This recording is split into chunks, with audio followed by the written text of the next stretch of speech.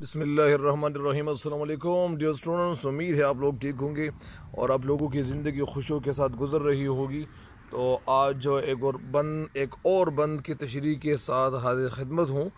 اور مجھے امید ہے کہ جو بند میں اپلوڈ کر چکا ہوں اللہ کے فضل و کرم سے، اللہ کی مہربانی سے، اور آج ایک اور بند کی تشریح کرنے جا رہا ہوں۔ مجھے امید ہے کہ اس بند سے بھی آپ استفادہ کریں گے، استفادہ کریں گے، انہیں فائدہ اٹھائیں گے، ٹھیک ہے؟ تو استفادہ حاصل نہیں کریں گے، استفادہ کریں گے، استفادہ حاصل نہیں کیا جاتا، ٹھیک ہے؟ تو پھر وہ جملہ اچھا نہیں لگتا، کیونکہ یہ اصل میں اہل زبان ایسا بولتے ہیں۔ مثال کے طور پر اگر میں آپ کو ایک اور بات بتا دوں، وہ بات کچھ اس طرح سے ہے کہ اگر ہم کسی شخص کے لیے یہ بات کہہ دیں کہ یہ اہل زبان ہے، ایک لڑکے کے لیے اگر ہم کہہ دیں یا ایک شخص کے لیے ہم اس کے استعمال کریں کہ یہ اہل زبان ہے، تو اصل میں اہل کا لفظ ایک شخص کے لیے استعمال نہیں کیا جاتا ہے، بلکہ اہل کے لیے اہل کا لفظ یہ بہت سارے لوگوں کے لیے استعمال کیا جاتا ہے جب ایک سے زیادہ ہو۔ تو اسی طرح میں آپ کو یہ بھی بتاتا چلوں کہ ایک شخص کے لیے صاحب زبان کا لفظ ہونا چاہیے، یا اسی طرح ایک شخص کے لیے اہل کتاب کا لفظ ہم استعمال نہیں کر سکیں گے، ایک شخص کے لیے ہم صاحب کتاب کا لفظ استعمال کر سکتے ہیں، ٹھیک ہے؟ تو یہ دنیا میں کوئی بھی کام مشکل نہیں ہوتا ہے، ہر کام کے لیے محنت ضرور چاہیے ہوتی ہے۔ تو اگر ہم محنت کریں گے تو محنت کا صلہ اللہ تعالیٰ نے کبھی کسی کا ضائع نہیں کیا ہے، کسی کی محنت کبھی ضائع نہیں جاتی ہے۔ کوئی شخص اگر یہ کہہ دے کہ یار میں محنت تو کر رہا ہوں، بہت عرصے سے میں محنت کرتا چلا آ رہا ہوں، لیکن مجھے میری محنت کا صلہ ملتا ہی نہیں ہے، تو یہ بات بالکل سوچے بھی نہ۔ اللہ تعالیٰ ہر انسان کا جو وہ مرتبہ ہے، یا ہر انسان کی جو محنت ہوتی ہیں، تو ہر انسان کو اپنی محنت کا صلہ ضرور ملتا ہے، ٹھیک ہے؟ تو آئیے بڑھتے ہیں ایک اور بند کی تشریح کی طرف۔ اگلا بند کیا ہے؟ بند نمبر 5۔ اچھا، بند نمبر 5 نہیں، یہ بند نمبر 4 ہے۔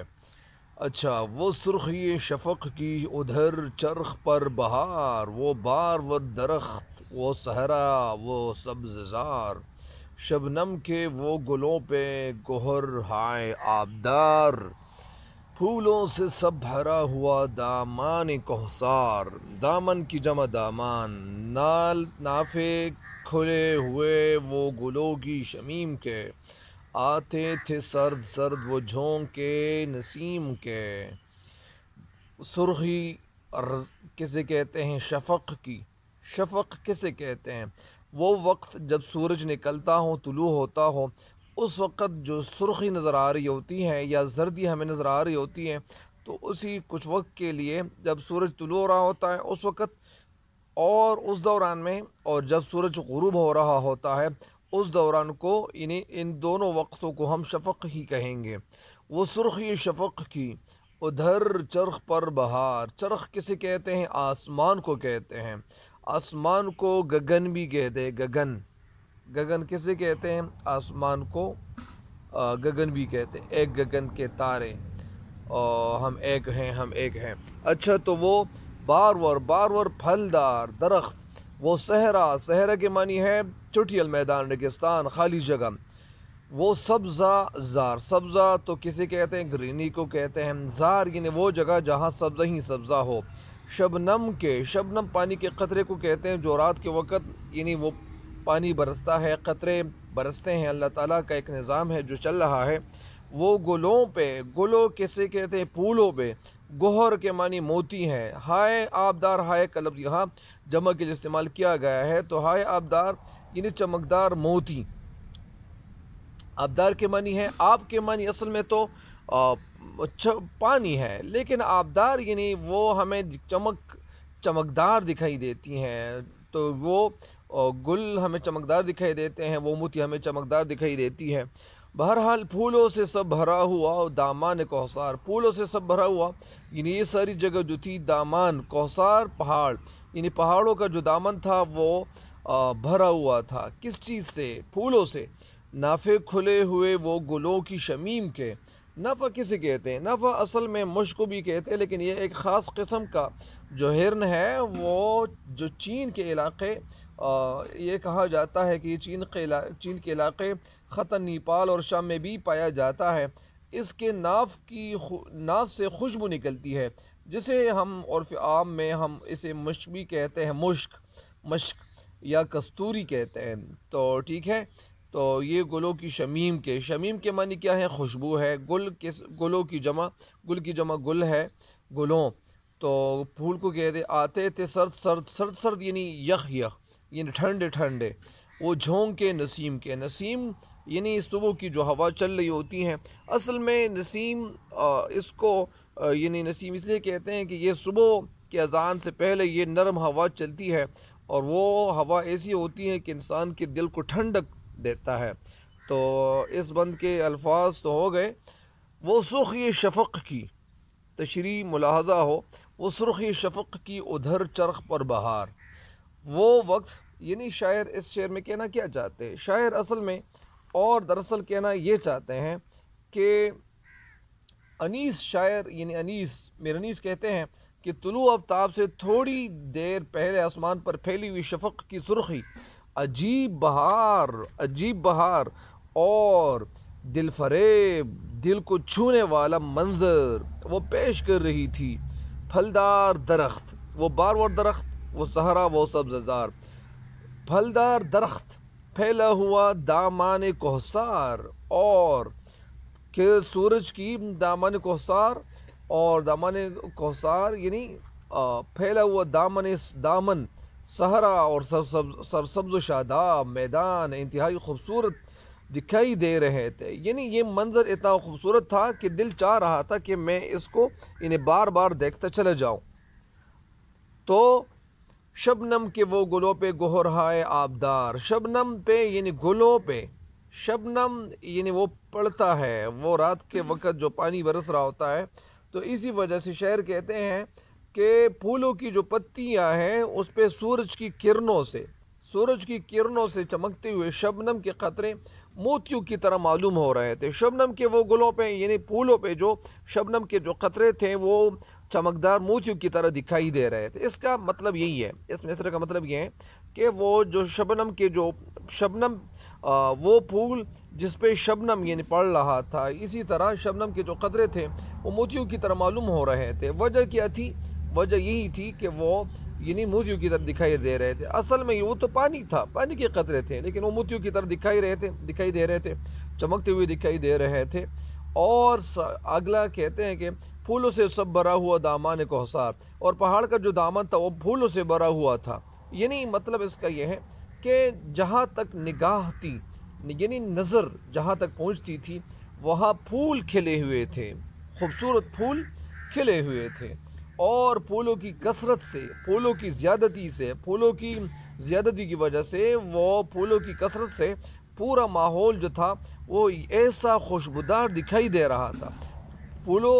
کی کثرت کی وجہ سے وہ سارا ماحول، سارا فضا ایسا خوشبودار دکھائی دے رہا تھا جیسے کسی نے کستوری یا مشک نکال کر پورے ماحول کو خوشبودار کر دیا ہو۔ مطلب یعنی وہ جگہ اتنی خوبصورت دکھائی دے رہی تھی، وہ پھول جو تھے وہ اتنے یعنی پھولوں سے وہ جو خوشبو جو تھی چاروں طرف پھیل رہی تھی، اور وہ جگہ بڑی خوبصورت نظر آ رہی تھی۔ پھولوں کی جو خوشبو تھی اور صبح کی جو ہوا کے جو سرد اور ٹھنڈک سے بھرپور جو یعنی وہ قطرے تھے، وہ دل و دماغ یعنی وہ جھونکے، وہ جو سرد ہوا کے جھونکے تھے وہ دل و دماغ کو بالکل معطر کر رہی تھی، اور وہ ایسی حالت سے ان انسان کو دوچار کر رہی تھی یہ ہوائیں کہ انسان کی جو نگاہ ہوتی تھی یا انسان کے دل کو ٹھنڈک یعنی وہ دینے والی وہ ہوائیں چل رہی تھی۔ تو ظاہری بات ہے کہ جب صبح ہوتی ہے اس وقت خوبصورت منظر ہوتا ہے اور خوبصورت نظاروں سے لوگ لطف اندوز ہوتے ہیں، لیکن یہ وہ لوگ لطف اندوز ہوتے ہیں جو لوگ یعنی صبح کے وقت وہ فوراً اٹھ جاتے ہیں اور نماز کے لیے چلے جاتے ہیں۔ لیکن بہت سارے لوگ ایسے بھی ہوتے ہیں کہ وہ رات گئے تک وہ لیٹے رہتے ہیں، یا وہ رات گئے تک وہ بیٹھے رہتے ہیں، یا وہ لیٹ کر وہ فیس بک یا اسی طرح بہت سارے اور چینلز کا استعمال کرتے ہیں، وہ یعنی فضول ویڈیوز وہ دیکھ رہے ہوتے ہیں۔ تو اسی وجہ سے ان کو فائدہ نہیں مل رہا ہوتا صبح کے وقت، وہ صبح سویر وہ نہیں اٹھ سکتے ہیں کیونکہ وہ ان کی نیند پوری نہیں ہو چکی ہوتی ہے۔ تو اس بند کی تشریح مکمل ہو گئی ہے، لیکن اگر آپ کو ایک دفعہ پھر اس بند کی تشریح اگر آپ کو میں بتاتا چلوں تو اس بند کی تشریح کچھ یوں ہے کہ شاعر اس بند میں کہنا کیا چاہتے ہیں اصل میں یہ اتنے خوبصورت اشعار یعنی جس طرح میر انیس نے لکھے ہوئے ہیں، اور یہ اصل میں یعنی وہ کربلا کے میدان کا تذکرہ کرتے ہوئے دکھائی دے رہے ہیں، اور کہنا کیا چاہتے ہیں یعنی انیس کے کلام کی بڑی خوبی یہ ہے کہ ان کا ہر لفظ ماحول کی جو پوری ترجمانی کرتا ہے، وہ جو ماحول جس طرح ہوتا ہے، یعنی مثال کے طور پر اگر کوئی ایک شخص کسی جگہ چلا جاتا ہے اور وہاں کے جو سبز و شاداب کھیت ہوتے ہیں، پانی بہتا ہوا پانی دکھائی دیتا ہے، یا اسی طرح وہ پانی ایسا دکھائی دیتا ہے کہ جس میں انسان کا چہرہ بھی نظر آ رہا ہوتا ہے، یا جو وہ پانی جو ایسا صاف ہے، شفاف وہ پانی جس سے یعنی نظر آر پار جا سکے، شفاف کے معنی یہی ہے، تو وہ پانی ایسا صاف ہے، ایسا شفاف ہے کہ وہ پانی کے اندر موجود وہ مچھلی بھی دکھائی دے رہے ہوتے ہیں۔ تو اگر کوئی یہ منظر یعنی لفظوں میں بیان کرتے ہیں تو اسی طرح یعنی وہ منظر اسی طرح میر انیس بھی یہی منظر پیش کرتے ہیں، صبح کا منظر پیش کرتے ہیں، اور کہنا کیا چاہتے ہیں؟ کہنا یہ چاہتے ہیں کہ شبنم کے قطروں کو چمکتے ہوئے موتیوں سے انہوں نے تشبیہ دی ہوئی ہے، اور کہتے ہیں کہ جب آسمان پر سورج کی جو سرخ روشنی پڑنے لگی تو آسمان ایسا نظر آ رہا تھا کہ گویا کسی نے آسمان سرسبز پودوں اور خوبصورت پھولوں کا باغ لگا دیا ہو، مطلب کیونکہ سورج کی جو روشنی تھی وہ پڑنے کی وجہ سے آسمان پر بے شمار رنگ پھیل گئے تھے۔ ظاہری بات ہے کہ وہ آسمان پہ بے شمار رنگ پھیل جاتے ہیں، کبھی وہ رنگ جو ہوتا ہے وہ کبھی کچھ جگہ ایسی ہوتی ہیں کہ وہاں روشنی پڑ رہی ہوتی ہے تو وہ بادل مطلب چمکتے ہوئے دکھائی دے رہے ہوتے ہیں، ایسی جگہ بھی ہوتی ہیں کہ وہ بادل یعنی وہ جو موجود ہوتا ہے تو اسی وجہ سے وہ بادل کیسے دکھائی دیتے ہیں، جہاں پہ روشنی نہ پڑتی ہو تو وہ بادل یعنی کالے سے نظر آ رہے ہوتے ہیں۔ تو جس سے یعنی مطلب اس کا یہ ہے کہ جس سے کربلا کا جو میدان تھا وہ بڑا خوبصورت نظر آ رہا تھا، رنگین نظر آ رہا تھا، دریا فرات کا پانی تھوڑے ہی فاصلے پر وہ چمک رہا تھا، رات کو پھول اور پودوں پر جو شبنم پڑ گئی تھی وہ برس گئی تھی، تو صبح جب سورج کی روشنی شبنم کے قطروں پہ پڑنے لگی تو پھر کیا ہوا، موتیوں کی طرف وہ چمکنے لگے تھے۔ کیا چمکنے لگے تھے؟ یعنی وہ پھول پہاڑ کے دامن میں سرخ پھول کھلے ہوئے نظر آ رہے تھے، اور ان پھولوں سے جو خوشبو تھی وہ سارے ماحول کو یعنی معطر کر چکی تھی، اور گویا ہرن کی وہ خوشبو ایسی دکھائی دے رہی تھی کہ جیسے مشک کو کسی یعنی ہرن کی ناف کی جو خوشبودار تھیلی ہے کسی نے ہوا میں یعنی ادھر ادھر یعنی پھیلا دی ہو، کسی نے یعنی بکھیر دی ہو، منتشر کی ہوئی ہو، کسی نے ادھر ادھر یعنی وہ گرا دی ہو، یا اسی طرح وہ فضا ایسی دکھائی دے رہی تھی، وہ ماحول ایسا دکھائی دے رہا تھا، تو جس کی خوشبو نے پورے ماحول کو یعنی اپنے گرفت میں لے لیا تھا، اور صبح کے وقت جو ہوا چل رہی تھی وہ اس سے دلوں کو اتنا سکون مل رہا تھا، اتنی خوشی مل رہی تھی، اتنی راحت انسان کے دل کو مل رہی تھی، وہ ہر انسان اتنی خوشی محسوس کر رہے تھے، کیونکہ آج کی جو صبح کی ہوا کے لیے جنت کے دروازوں کو کھول دیا گیا تھا، مطلب جنت کا یعنی وہ ہوائیں جو ہوتی ہیں وہ خوبصورت ہوتی ہیں، تو جس سے خوشبوئیں آ رہی تھی، تو اس کا مطلب یہی ہے۔ اس بند کی تشریح مجھے امید ہے کہ آپ سمجھ چکے ہوں گے۔ اللہ تعالیٰ آپ سارے انسانوں کو دنیا اور آخرت دونوں جہانوں میں کامیابی سے ہمکنار کریں، تو مجھے امید ہے کہ آپ انشاءاللہ جو محنت کریں گے تو اس کا صلہ آپ کو ضرور ملے گا، ٹھیک ہے؟ تو تب تک کے لیے میں اجازت چاہتا ہوں، لیکن اجازت لینے سے پہلے میرے چینل کو سبسکرائب ضرور کریں، اور اس چینل کے لنکس کو بھی اپنے دوستوں کے ساتھ شیئر کریں، اور بخل سے کام نہ لیں بلکہ ہر کسی کو بتاتے چلے جائیں، تاکہ آپ کے ساتھ ساتھ آپ کے بہت سارے لوگ ایسی بھی ہوتے ہیں کہ وہ بہت ساری فیمیل جو طالبات ہوتی ہیں، یعنی زیادہ تر پختون معاشرے میں بھی اور ہر معاشرے میں ایسا ہوتا ہے، زیادہ تر وہ جو طالبات ہوتی ہیں تو وہ گھر میں ہی پڑھتی ہیں، تو ان کو اگر آپ یہ ان کو بھی بتاتا چلے تو وہ آپ کو ثواب ملے گا۔ مطلب اس کا یہ ہے کہ ان کے بھی مارکس اچھے آ جائیں گے، اور مارک جب اچھے آ جائیں گے تو پھر یہ ہوگا کہ یعنی ان کو بھی فائدہ ملے گا، وہ جب اس چینل کے ویڈیوز دیکھیں گی انشاءاللہ تو وہ بھی استفادہ کریں گے انشاءاللہ۔ تو مجھے امید ہے کہ آپ اس بات کو ضرور ان تک پھیلا دیں گے، اور ان کے سماعتوں تک ضرور پھیلا دیں گے۔ اللہ تعالیٰ آپ سارے انسانوں کو پردے والی زندگی آپ سب کو نصیب کر دے، اور ہم سب کو بھی اللہ تعالیٰ اس دنیا سے کامل ایمان کے ساتھ رخصت فرمائیں۔ تب تک کے لیے اجازت چاہتا ہوں، اللہ نگہبان۔ ہمیں بھی دعا میں یاد رکھیں، میں آپ لوگوں کو انشاءاللہ دعا میں یاد رکھوں گا، میں ایک